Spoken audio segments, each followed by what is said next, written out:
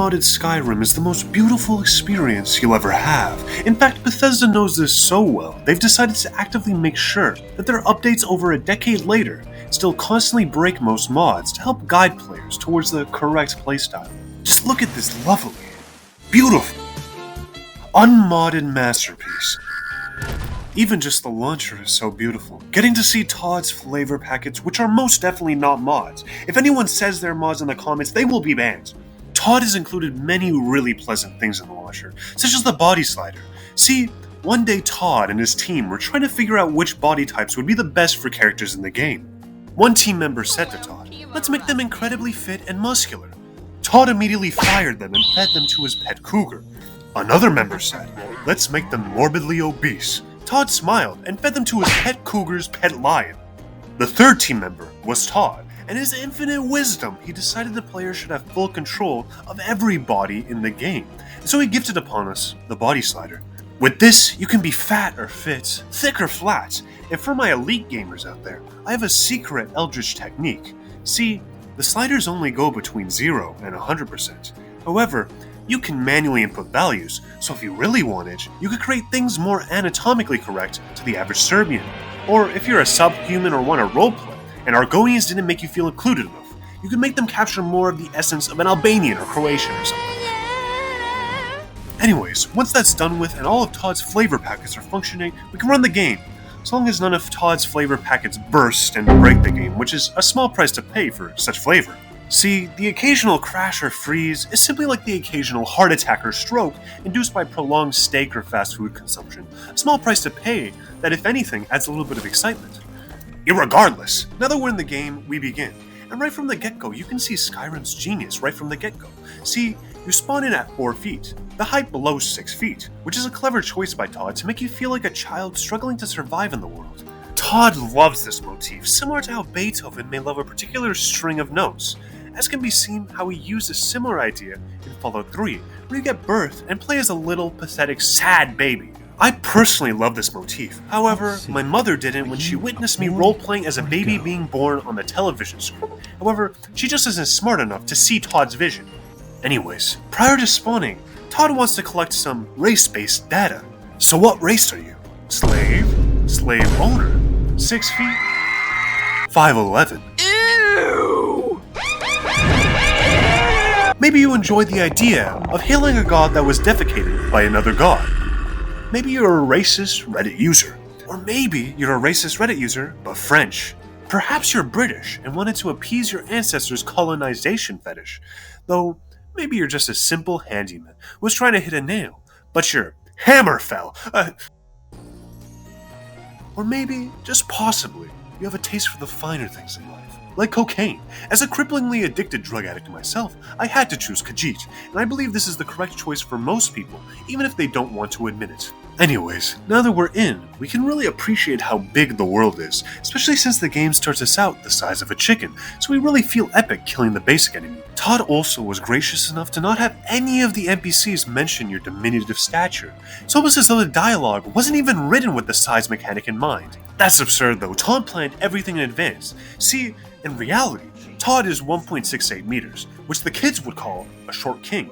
And see, Todd understands that being royalty comes with many compliments and gifts, as most short kings probably experience daily numerous amounts of free goods and love. This would ruin the progression, however, if you were just treated like royalty at the start, so he prevented the NPCs from noticing you're a short king for game balance purposes, a very intelligent choice. Now we can talk about the incredible genius of its combat system. To display the combat, I'll begin with one of the most prevalent and difficult enemies in the game, Nazim. See, in Skyrim, you have 3 different modes of combat: thigh, thought, and throat, the typical ones. Starting with throat, we're given the ability to have intellectual discourse with the opponent. This is primarily used for finding a good reason to kill them by discovering their inner darkest secrets. Once you're done with throating them and have found a good reason, you can choose thought and or thought, both of which are fairly self-explanatory, but for the unfortunate people who fall below the average IQ, I'll explain, as I'm a compassionate guy. Thought coming first, and this is what you think. You manifest things into existence to kill your opponent. This in general will induce various things that some would call magic. What it actually is, however, is weaponized childhood trauma. See, most game devs as kids are gamers, and gamers are known for getting bullied. In fact, I remember distinctly back in those days, stomping on these little kids' throats because they looked so damn goofy playing Pong and Pac-Man. And so, when I would be crushing their bones, they would then start wiggling their fingers to try to cast a spell on me. But nothing would come out of their hands, because these fools ain't wizards! They just trauma victims. Anyways, once they grew up, they were still thinking about what me and the other bullies did to them.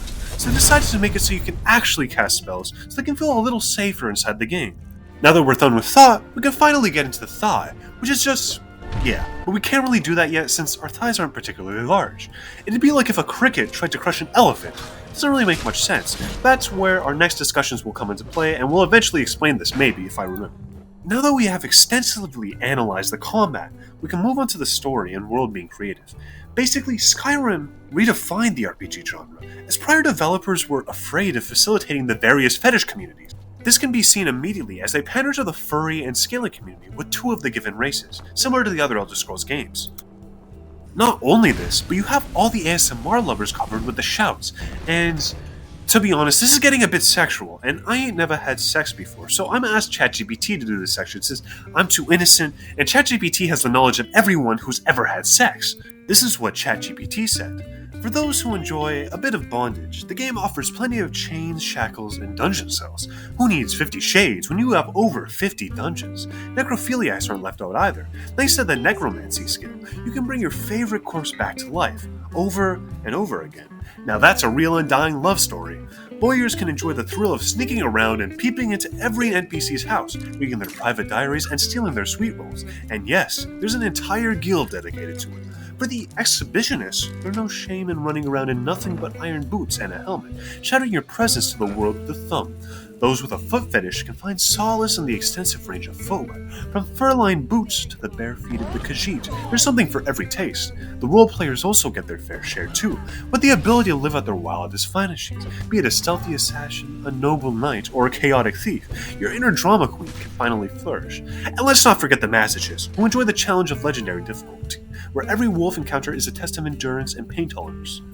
I was kind of shocked by this because I thought it would just decline since this is very sexual. However, it forgot about my community, so I had to request it again to include it, because I was a bit annoyed. So this is what it said. For the enthusiasts of the giantess fetish, the game lets you live out your wildest dreams, or nightmares, by scaling up your characters to colossal proportions. Now you can truly step on anyone who gets in your way. To be honest, I was a bit offended that ChatGPT was fine discussing literally every other fetish, but then when it talks about giant women, it's a problem. Why does that violate your terms? Why does that... And honestly, ChatGPT is kind of lying. All the women are fairly average size, if not small for ladies. So, I don't know if I'm gonna keep asking ChatGPT, but for fun, I'm gonna put 3 to 5 lines that are AI generated in the rest of the script. So tell me in the comments which lines you think it is. If you don't, you'll be banned for not being a good community member. Anyways, continuing from where we left off, once you're in, Skyrim gives you an open world to explore, where you can do anything. However, similar to real life, you're confined by what's realistic. So if you think about it, in real life you could theoretically do anything. However, everyone will mostly be confined to 2 things. Getting a job and getting cripplingly depressed, with the first one being optional for some people. This is imitated in Skyrim, where you still have crippling depression, but now you're the chosen one. So basically the average DeviantArt OC. But as part of being the chosen one, you need to go on this magical quest to kill this silly little dragon. What confuses me though, is the fact this dragon baddie is the entire reason you're alive. They saved you at the start of the game when you were going to be executed for being a furry. Honestly, it kind of makes me sad that this dragon that was so kind to us gets punished by the same person it helped. But I think this is just a clever metaphor Todd included, and we're supposed to interpret it as the nice guy always finishes last. Which, with writing like that, you can really get a sense of why Skyrim is such a classic. Just think about the great media franchise that type of story has affected, like The Joker, or My Little Pony Friendship is Tragic. These fucking pony-ass bitches. But now, you basically know the entire story, but Skyrim would be nothing if it was simply its main story. Indeed, one could probably enjoy the game greatly, without even doing the main plotline. So let's talk about the game's features. Probably the most notable feature is the ocean of side quests available, such that you will eventually have so many map markers they lose their entire purpose as you can't tell which direction you're supposed to go. Obviously, yes, you can disable tracking some quests and retrack later, but what if there's a juicy quest in the town I'm in, and since I forgot to track it, I might not notice it, and now I can't do that. This is more of a silly problem though, as the map markers are nice when they work, and a decent improvement to older games like Morrowind, where you just have to memorize random directions, like through the forest, forward until you can just barely see the volcano, but if you can clearly see it, you went too far and should just go backwards. But if you turn around and there's a cliff racer, load a quick save, unless there are 14 trees, when you just need to rotate 70 degrees and you'll be halfway to the ancestral tomb, which will give you 4 bone meal. Another feature is the dragon encounters. These range from epic battles where you feel like a true hero, to random interruptions while you're just trying to enjoy a scenic view. Dragons in Skyrim are basically the equivalent of annoying pop-up ads. Just when you're getting into the groove of exploring, BAM!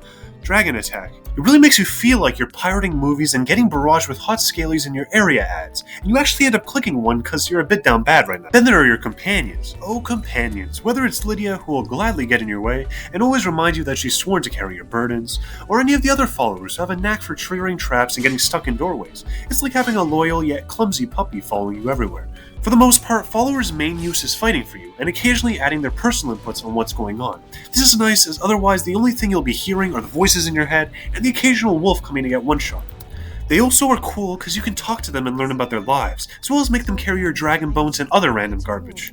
Probably my favorite followers are J'zargo and Serana for their own reasons. Indeed, I had such a hard time choosing which was my favorite, I made them battle, and it was epic to watch. I love this base game feature. Fight!